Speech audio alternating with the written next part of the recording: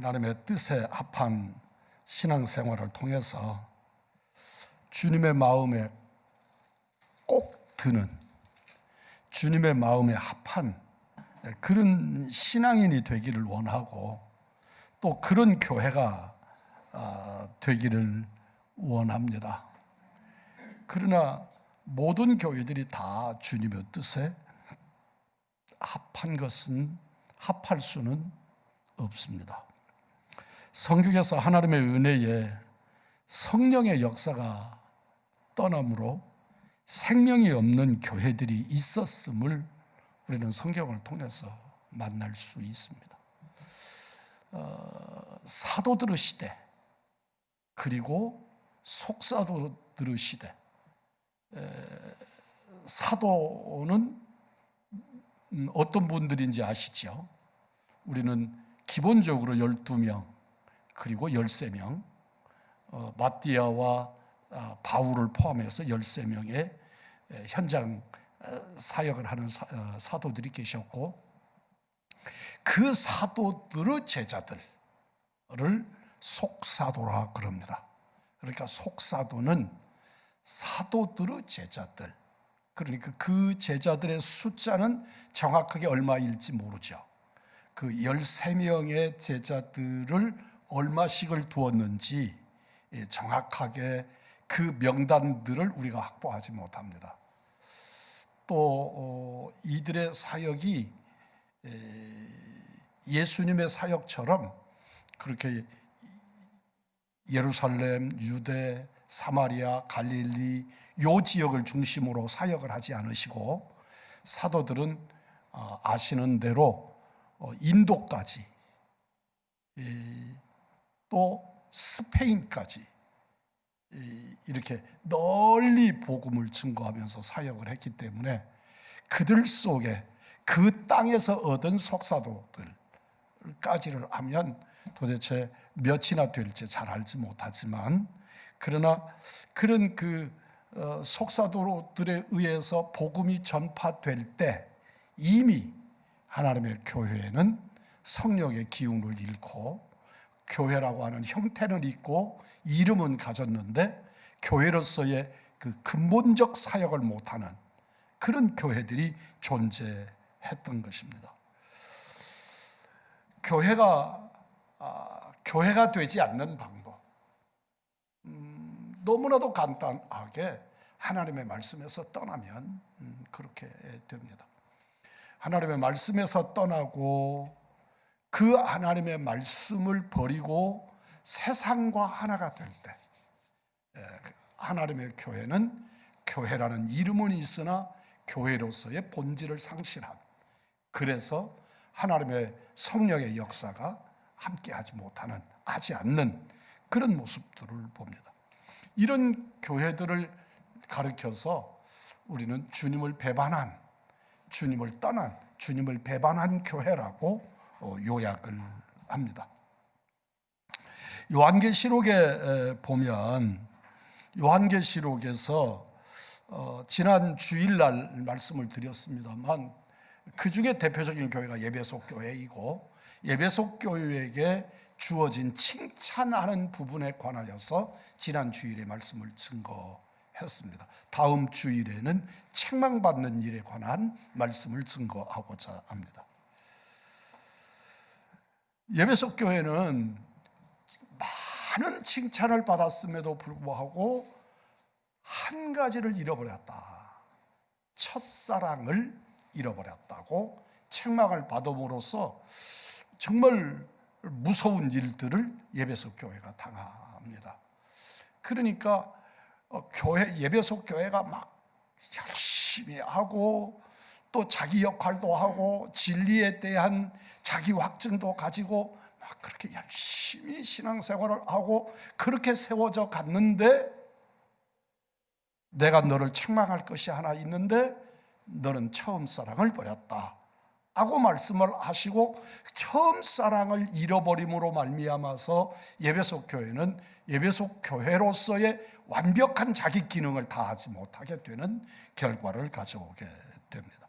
그러니까 우리가 잘하는 것도 중요하지만 우리는 잊어버려서는 안 되는 것, 상실해서는 안 되는 것들이 무엇인가도 우리는 알아야 합니다.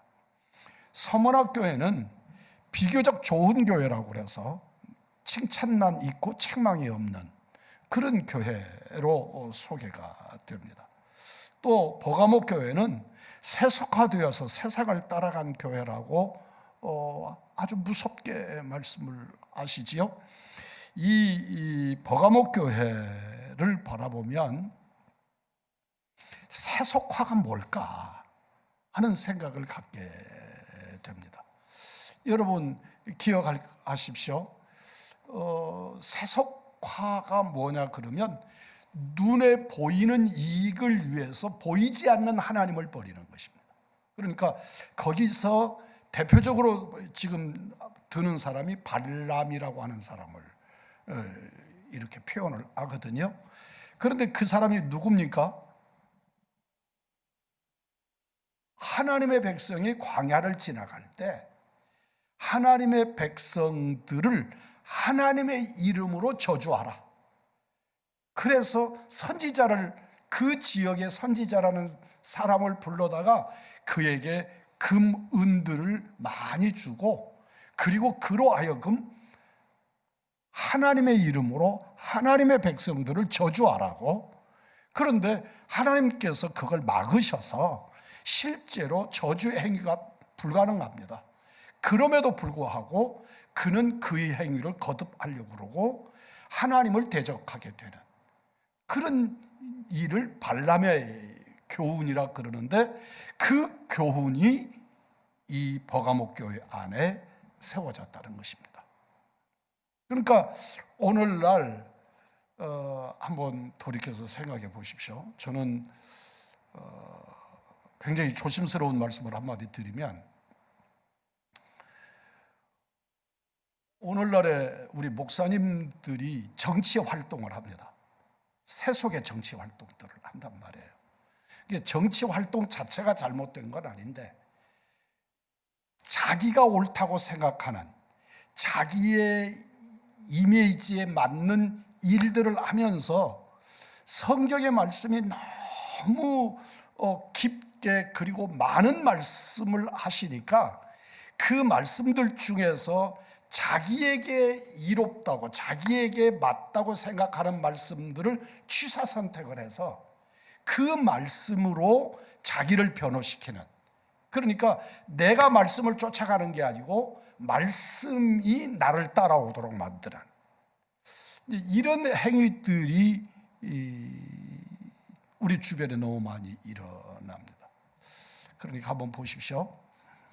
우리 그리스도인들이 공산당 그 이데올로기를, 공산 이데올로기를 쫓아갈 수가 없어요. 쫓아가서도 안 되지만 쫓아갈 수가 없어요. 왜 그러느냐 그러면 성경은 공산 이데올로기에 대해서 용납을 하지 않으시니까요.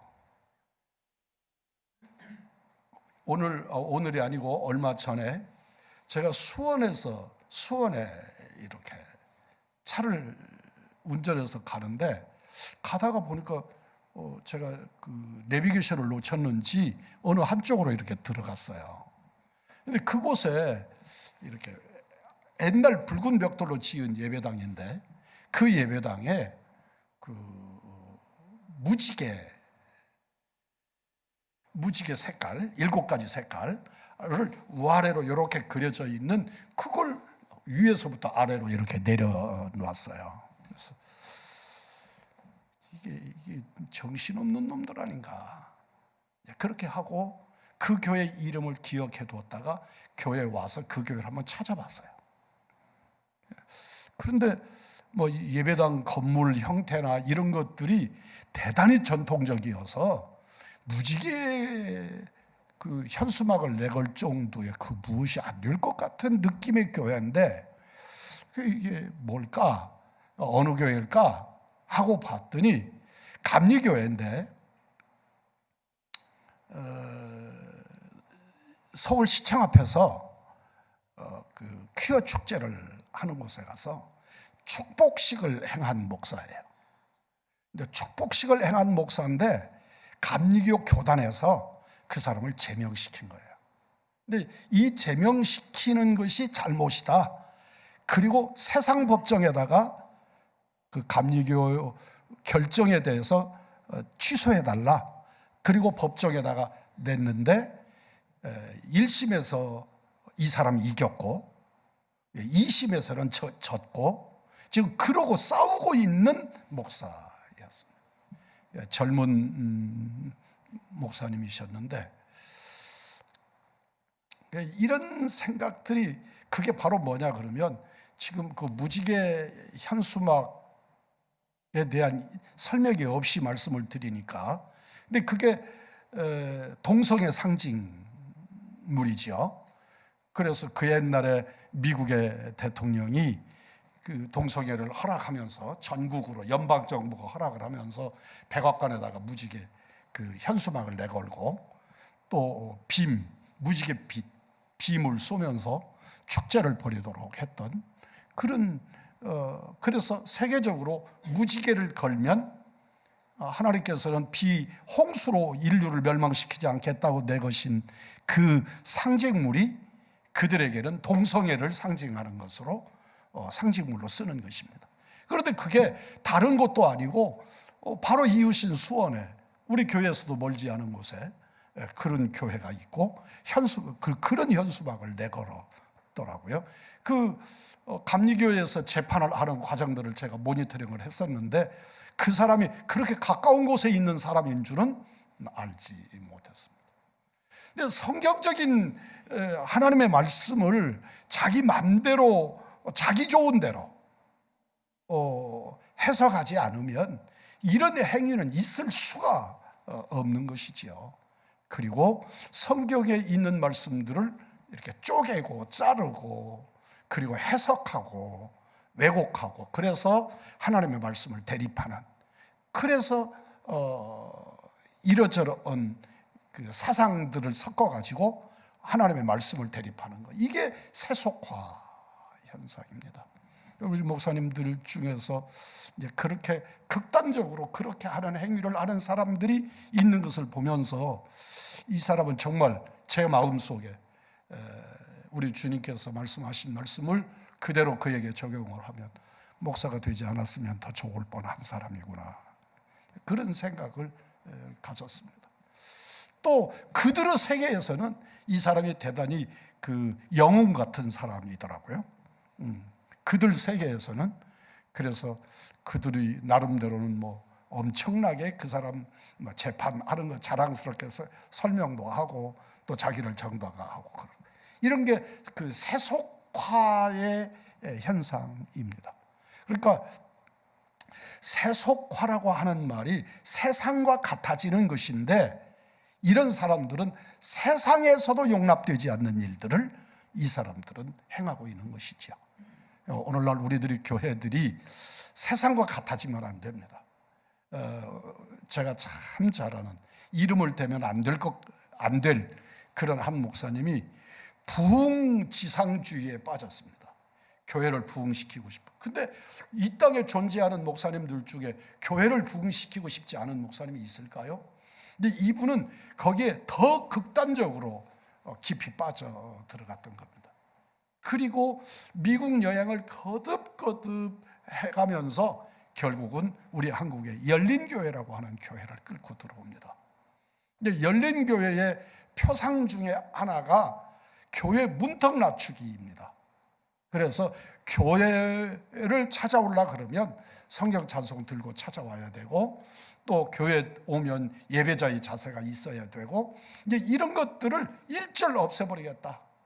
그래서 교회 예배를 학교 운동장에서 드리고 들에서 드리고 나무 밑에서 드리고 이제 이렇게 행하면서 교회의 어떤 상징이나 교회물이나 이런 것들을 전부 없애겠다는 것입니다. 그리고 결국은 그들에게 문화 활동하고 가수들 또는 연극하는 사람들 등등의 이런 퍼포먼스들을 교회가 해서 교회 문턱을 낮추되 교회 같은데 아닌 것 같고 아닌 것 같은데 어떻게 보면 교회 같기도 하고 그러면서 어느 시간이 지나가면 그들이 교회 그리스도인으로 바꾸어지도록 그래서 교회 문턱을 낮추겠다 그랬는데, 이분은 일찌감치 그걸 몇 번 이렇게 시도하다가 이건 안 되는구나 빨리 깨닫고 그분은 버렸는데, 그분에게서 배운 사람들은 열심히 그걸 해서 지금도 열린교회 이래가지고 교회 올 때 성경 찬송 갖고 오지 마라, 제발 좀 갖고 오세요. 그런데 그러지 마라. 그리고 성경 찬송, 성경 본문 봉독하지 않고, 목사님이, 제가 그 미국의 LA에 있는 크리스탈 처치의 교회를 갔더니 그 부활절 전주였어요. 근데 목사님이 강단에 서시는데 청바지에 이렇게 미국의 죄수들 입는 것 같아요. 이렇게 검은 줄이 있고 하얀 줄이 있고, 그래서 이게 그렇게 생긴 옷에다가 청바지에다가, 그리고 강단에 뛰어 올라오는 거예요. 뭐 성경 찬송 아무것도 없고 그냥 빈소들 뛰어 올라오는 거예요. 그리고 그 자리에서 말씀을 증거하는데, 저는 영어가 약하니까 저 사람이 지금 설교를 하는 건지 무슨 멘트, 목사님일 거라고는 상상이 가지를 않았는데, 나중에 보니까 그게 설교 시간이더라. 한 15분 정도 설교하고 또 뛰어내려가니까 막 흑인 애들들, 또 흑인 백인 섞어서 청바지 다 찢어진 옷 입고 올라온 사람들이 막 난리를, 법석을 치르더라고요. 이건 교회가 아니구나. 분명히 수정교회라고 하는 교회인데 교회가 아니구나. 근데 얼마 안 돼서, 그리고 난 뒤에 얼마 안 돼서 그 교회가 경매에 넘어가고 난리가 났지요.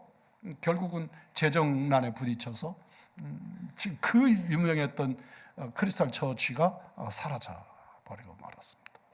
여러분, 우리가 생각할 때 눈앞에서 무엇인가 센세이션을 일으키고 그런데 여러분 따라서 하십시다. 성경으로, 성경으로 돌아가야 살지, 그 어떤 시대도 어떤 상황도 성경으로 돌아가야 살지, 세상을 따라가는 교회는 교회가 아닐 뿐만 아니라 살아갈 수가 없습니다.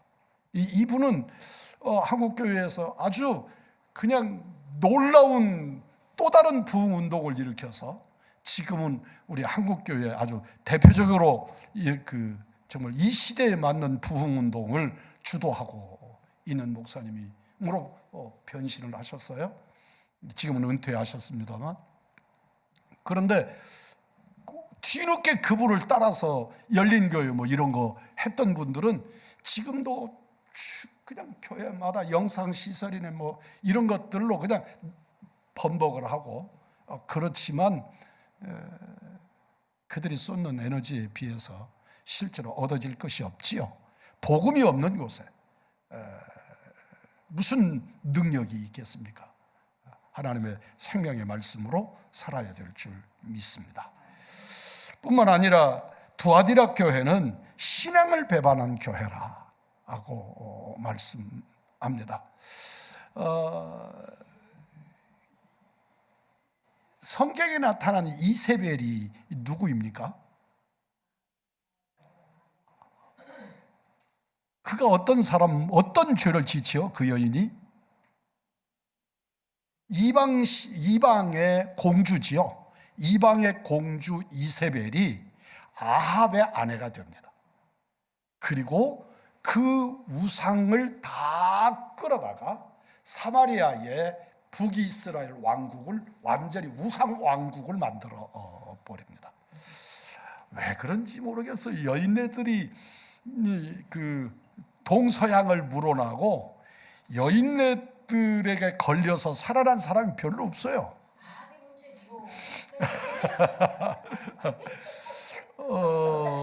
솔로몬도 무너지고요. 솔로몬도 무너지고 아합도 무너지고, 그 중에서 이세벨이라고 하는 이 여자는 아주 간악한 여자의 상징으로 표현이 됩니다. 그런데 그러니까 이 말씀은 무슨 말씀이냐면, 두아디라 교회는 우상을 끌어다가 하나님의 말씀의 자리에 세웠다는 말씀이 되는 것이죠. 두아디라가 교회가 그랬습니다. 사대 교회는 유명무실한 교회, 있으나마나한 교회. 정말 이럴까 두렵습니다. 교회가 존재하잖아요. 그런데 있으나마나한 교회. 뭐 길게 더 뭘 말하겠어요. 라오디게아 교회. 여러분들 라오디게아 교회 너무 라오디게아 교회에 대한 설명을 목사님들이 굉장히 많이 하는 교회 중에 하나이기 때문에 모르실 리 없지요. 차갑든지 뜨겁든지 해라. 미지근하면 어떻게 한다? 토해서 내친다. 근데 여러분 그 미지근하면 토해서 내치는가요? 이 교회가 그랬던 거죠. 예. 저는 보니까 물 중에서 제일 맛있는 물이 미지근한 물이더라고요.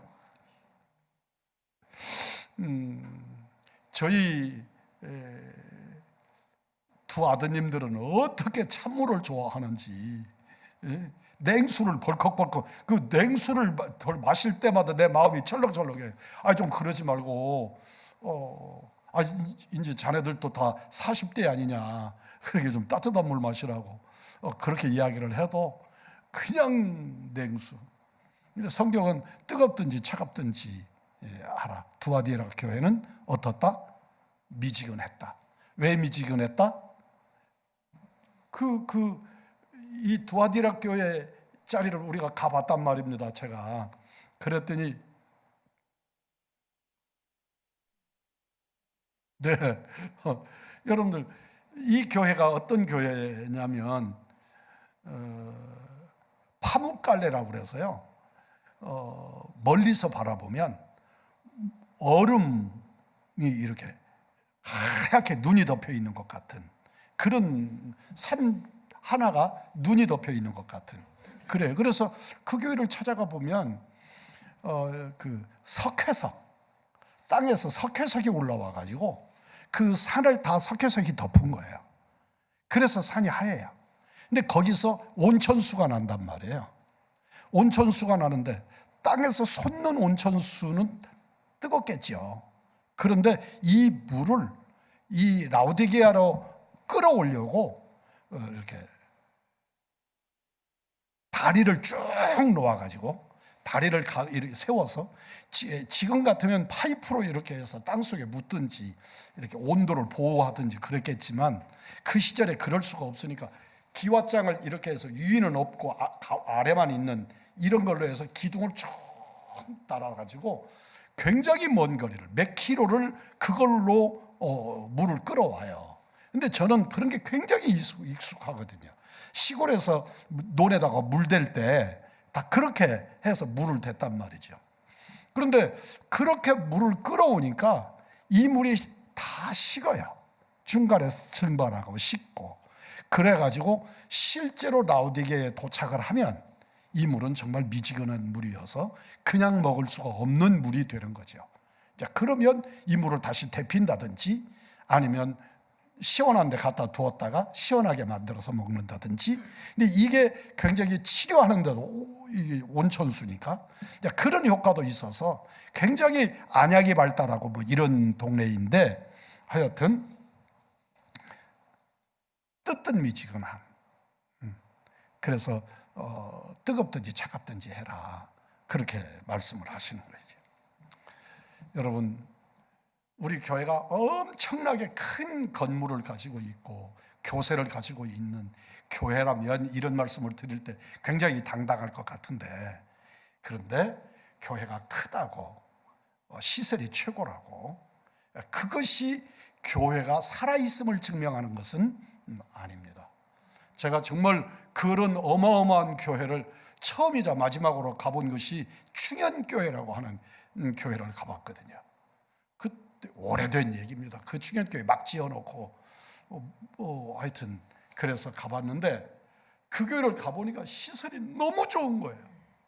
뭐 바닥 전체를 다 붉은 대리석으로 깔았는데 너무너무 아름답고 제가 다녀본 촌놈이 다녀본 호텔들 바닥도 그 교회가 제일 더 좋았던 것 같아요. 네, 그렇게.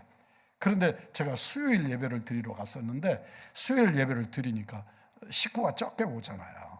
그 교회가 정말 그때 당시만 해도 한국에서 몇 번째 안 되는 큰 교회였는데 이렇게 양쪽에 빨간 로프로 쭉 의자 위에 한 줄을 쳐서 그 자리는 못 앉게 하고 가운데로 성도들을 앉게 만들면서 이제 그렇게 예배를 드리는 교회를 보면서 정말 내가 성도라면 제가 섬기는 조그마한 교회, 그때 이제 개척 준비하고 있었던 때인데 그런 교회에 올까, 이런 교회로 올까, 나라도 이런 교회에 오겠다, 그런 생각이 들었던, 이제는 시설로 경쟁은 불가능하구나, 나는 시설로 경쟁이 불가능하구나, 그런 생각을 했던 때가 있었습니다. 그러나 충현교회를 얘기하는 것이 아니고 그런 시설이 교회의 거룩성을 보장하지 않는다 하는 것입니다. 또 우리 주님은 양으로 측정하지 아니하신다. 그러니까 우리들이 그저 큰 교회들 그냥 함부로 말하면 안 돼요. 그냥 만들어진 교회가 아니니까요. 그냥 저절로 만들어진 교회가 아니니까요. 그런 교회가 만들어질 때 어떤 희생, 어떤 수고, 어떤 헌신들이 이런 교회를 만들었을까 존경하기도 하고 부럽기도 하고 정말 귀하다, 그렇게 봤습니다. 그러나 분명한 것은 그렇다고 해서 그 숫자로 교회의 살아있음, 생명 그리고 거룩성을 증명하지는 못한다 하는 것을 우리는 알아야 합니다. 왜냐하면 우리 주님은 그 중심을 보시기 때문에 그렇습니다. 하나님의 섭리가 있고 하나님의 역사하심에 살아 함께 하시는 교회는 어떤 교회일까? 오늘 본문에서 아주 단순하게 말씀을 드려도 예루살렘 교회였습니다. 당시의 예루살렘 교회, 물론 그 당시의 교회는 예루살렘 교회밖에 없었습니다. 그 이후에, 오늘 본문의 말씀 이후에 이제 안디옥 교회, 또 그 이후에 사도 요한에 의해서, 사도 바울에 의해서 이제 소아시아에 있는 여러 교회들에게 복음이 전파되지만, 이때는 지금 오순절 성령의 역사를 표현하고 있는 이때는 예루살렘 교회밖에 존재하지 않았습니다. 120여 명의 성도들이 한 곳에 모여서 기도하기를 시작했습니다. 남녀노소 빈부 귀천이 있을 수 없습니다. 오직 주님의 언약의 말씀을 붙들고 주님의 약속의 성취되기를, 하나님의 약속이 성취되기를 기도할 뿐이었습니다. 성경은 설명합니다. 전혀 기도에 힘썼다. 전혀 기도에 힘썼다. 여러분들 그래 본 적이 언제입니까? 이것저것 이런 머릿속에 떠오르는 거, 또 이런저런 형편, 조금 기도 시간이 길어지거나 그러면 시계 보는 것, 이런 것들을 다 멈추고 오로지 기도에만 전념했던 때가 언제였었는가, 한번 떠올려 보십시오. 약속대로 보혜사 성령님이 그들에게 임하셨고 그 임하심이 충만했습니다. 그래서 거기 있는 그들이 성령에 취하는 역사가 일어났고, 보혜사 성령님이 비둘기같이 그리고 불꽃처럼 그들 가운데 임재하셨습니다. 우리 주님께서 우리에게 구원받은 하나님의 자녀들에게 선물로 주시는 보혜사 성령님이 우리 가운데 오신 것입니다. 그 능력은 기도로 가능했습니다. 기도하는 120문도 120여 명의 성도들에게 정말 강력한 성령의 불길이 그들에게 임하셨습니다. 성령이 충만해지니까 그들의 마음이 거룩해지고 성결해지고 온유해지고 겸손해졌습니다. 변하여 새 사람이 되고 세상의 유혹과 시험을 넉넉히 이길 수 있었습니다. 그 무엇이 아닙니다. 성령님이 우리들의 심령과 삶을 바꾸어 놓은 것입니다. 각자 자기의 성격을 가지고 있습니다. 여러분 보면 성령 받고 난 다음에 사명자들이 되었지 않습니까? 사명자가 된 그들의 삶의 현장을 보면 성령님이 충만하신데, 충만하신 성령님께서 그들에게 가지고 있는 성격과 성품까지를 사용하고 계시는 것을 볼 수 있었습니다. 베드로가 성령에 취해서 변화가 되니까 베드로가 요한 같아지는 것이 아니고 베드로가 더 확실한 베드로 같아지는 겁니다. 바울이 확실한 바울 같아지는 것입니다. 그래서 하나님께서 그에게 주신 성품과 성격을 바꾸는 것이 아니고 그것들을 사용하셔서 하나님의 역사와 은총을 드러내게 하셨습니다. 성령에 취한 바나바는 너무 온유하고 인격적이고 그런 훌륭한 분이셨고, 베드로는 그 열정이 감당할 수가 없으니까 나 거꾸로 죽을란다 그러고 거꾸로 매달아 죽는 그런 베드로의 모습을 우리로 하여금 보게 하셨습니다. 예루살렘 교회는 어떤 교회였는가? 사랑의 교제를 가지는, 성도 간에 사랑의 교제를 가지는 교회였습니다. 여러분, 교회가 진짜 교회 같아지려고 하면 사랑해야 합니다. 성령 충만해서 우리가 다 복음 증거하고 전하고 예수 복음 나타내려고 그러는데, 사람들이 모이는 곳이니까 사람의 냄새가 없을 수 없습니다. 그럼에도 불구하고 교회가 절대로 잃어버려서는 안 되는 것이 사랑입니다. 에베소 교회는 뭘 잃어버렸다고요? 처음 사랑을 잃어버렸다고요. 성령의 9가지 열매 중에서 으뜸이 사랑입니다. 성령 충만한 예루살렘 교회는 성도끼리 서로 사랑하고 사랑의 흔적들을 보며 지니는 그런 교회였습니다. 이 교회에서 나타나는 가장 강력한 특징이 뭐냐면, 가난해서 먹을 것 없는 사람들을 자기들의 것을 들여서 하나님 앞에 봉사하고 섬기는 것이었습니다.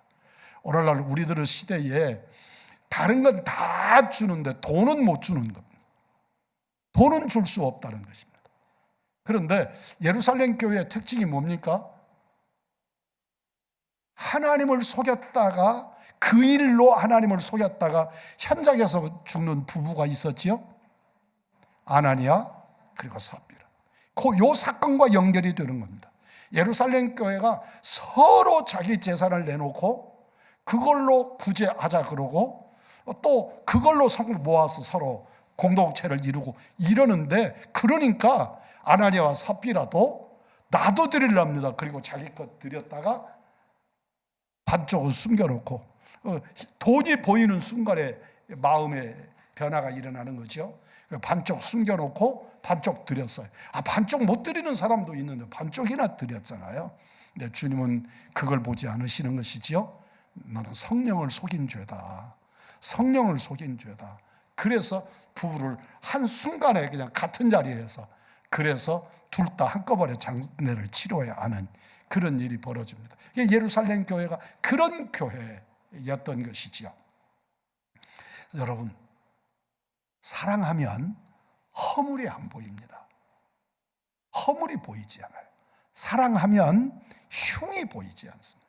그래서 성경은 뭐라고 말합니까? 사랑은 허다한 허물을 덮는다. 여러분, 허물이 없다가 아닙니다. 덮는다. 사랑해도 허물이 보입니다. 그런데 그 허물을 어떻게 한다? 덮는다. 여러분, 사랑하면 그래집니다. 우리 의왕중앙교회 성도들은 상대방의 허물이 없다는 게, 예수 믿었더니 그냥 의인으로 한꺼번에 바뀌어져 가지고 흉도 허물도 없는 사람이 되었다, 그 말이 아니에요. 그 사람은 그 사람이라니까요. 그런데 그 허물을 덮는 하나님의 교회가 되기를 원합니다. 우리 의왕중앙교회는 그렇게 되기를 원합니다. 사랑하면 허물이 안 보여요. 연애할 때 허물이 보이던가요? 그게 더 멋져 보여. 그런데 이제 결혼하고 함께 살고 이제 그러면 그 눈에 껍질이 벗어지면 내가 저 사람이 저런 사람이었던가 이런 게 이제 보이는 거예요. 사랑하는 성도 여러분, 우리 그리스도인들은 그 허물을 덮을 수 있는 예수 사랑꾼들이 되시기를 주님의 이름으로 축복합니다. 여러분, 선교를 통해서 부흥하는 교회가 됩니다. 예루살렘 교회가 흩어지질 않아요. 우리가 너무 좋으니까. 김동호 목사님이라는 분을 여러분들이 아시지요? 그 김동호 목사님이 정말 훌륭한 분이라는 것, 많은 것, 그분이 암이 세 개래요. 지금 현재. 제가 그 김동호 목사님하고 아주 절친이, 저하고도 절친이 있어요. 그래서 그분을 교제를 잘 하는데, 암이 세 개의 암이 있는데, 암 치료를 아무것도 안 한대요. 세 가지 다. 근데 이분에게 있어서 정말 훌륭하다. 다른 건 흉도 있지 않겠습니까? 찾자고 보면, 그런데 이분의 교회를 7교회든가요? 8교회든가요? 자기 교회를 쪼개는 거예요. 쪼개서 자기 교회 부목사님들, 훈련시켜 놓은 목사님들을 다 담임 목사로 세워서 7교회로, 제 기억이 7교회예요. 7교회로 전부 나누어서 교회를 분산시켰습니다. 그러니까 그리고 자기가 어느 교회, 그 중에 한 교회를 찾아갔더래요. 그랬더니 그 교회, 이제 당신 부목사님으로 그 교회 담임 목사가 되신 분인데, 김 목사님이 사전에 연락 없이 가시는가 보지요? 그 교회 갔더니 우리 교회에 귀한 손님이 오셨다고 그러더래요. 그 말을 듣는데 묘해지더래요. 말도 안 돼. 내가 이 교회 주인이지 내가 손님이냐? 그 자리에 가서 인사하고 예배를 드리고 나오면서 그분에게 그렇게 설명해, 내가 손님이냐고. 그러더니 아이 목사님 죄송합니다, 다른 말이 생각이 안 났다고 그러더래요. 그런데 그렇게 정말로 손님이 돼서 교회를 돌아다니는 거예요. 다니면서 그 교회를 섬기고 그럽니다. 근데 여러분, 예루살렘 교회는 여기가 좋사오니 그리고 나눠지질 않았어요. 그랬더니 예루살렘 교회에 어떤 일이 일어나요? 주님이 예루살렘 교회를 흩으세요. 예루살렘 교회를 강제로 흩습니다. 그래서 몇 사도들만 남겨놓고 다 흩어져서, 그래서 생겨난 교회가 안디옥 교회이고, 그래서 흩어진 디아스포라의 기독교인들이 흩어져서 온갖 교회들을 다 세워지게 됩니다. 여러분, 선교하는 교회가 하나님의 교회, 하나님의 뜻을 성취하는 교회인 줄 믿습니다. 여기가 좋사오니, 그렇습니다. 여기가 좋사오니가 되어야 합니다. 그럼에도 불구하고 우리는 사명에 게을러서는 안 된다, 말씀에 게을러서는 안 된다 하는 것을 잊지 않기를 바랍니다. 우리 요한중앙교회는 정말 적지만 하나님의 뜻을 성취하기 위해서 몸부림치고, 실제로 내 삶에서 충분하지 못하더라도 늘 하나님 앞에 무릎을 꿇고 말씀으로 나를 다스려 달라고 말씀 앞에 나를 열어드리는 사랑하는 여러분 되시기를 주의 이름으로 축복합니다.